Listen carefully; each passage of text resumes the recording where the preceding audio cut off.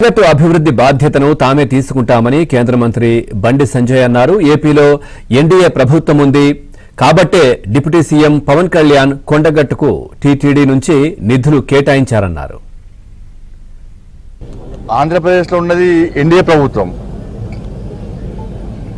ఆంధ్రప్రదేశ్లో ఉన్నది Bharatiya Janata party, Telugu Desam party, Janasena ప్రభుత్వం. డబుల్ ఇంజన్ సర్కార్ ఆంధ్రప్రదేశ్లో ఉంది కాబట్టే ఆంధ్రప్రదేశ్ నుంచి నిధులు కొండగట్టుకు వచ్చినాయి. కాబట్టి ఇక్కడ కూడా నెక్స్ట్ వచ్చేది డబుల్ ఇంజన్ సర్కారే. కాబట్టి కొండగట్టును తిరుమల తిరుపతి దేవస్థానం తరహాలో అభివృద్ధి చేస్తాం. అక్కడ దీక్ష చేసుకున్న స్వాముల దీక్ష విషయంలో కానీ, మాల విరమణ విషయంలో కానీ, ఆంజనేయ స్వామి జయంతి సందర్భం కానీ, ఇతరత్ర విషయంలో కానీ, మంటపం కానీ, నిరంతర భోజనశాల కానీ, అటువంటి గిరి ప్రదక్షిణ విషయంలో కానీ, నీటి సౌకర్యం విషయంలో కానీ, కళ్యాణ మండపం విషయంలో కానీ, గెస్ట్ హౌస్ల విషయంలో కానీ, అన్ని విషయాల్లో ఒక బ్రహ్మాండమైన ప్లాన్తోని మేము ముందుకు వస్తాం.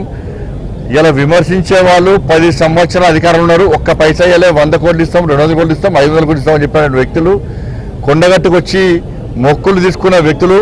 కానీ ఆంజనేయ స్వామికి ఇచ్చిన మొక్కులు మాత్రం తీర్చుకునే పరిస్థితులు లేరు.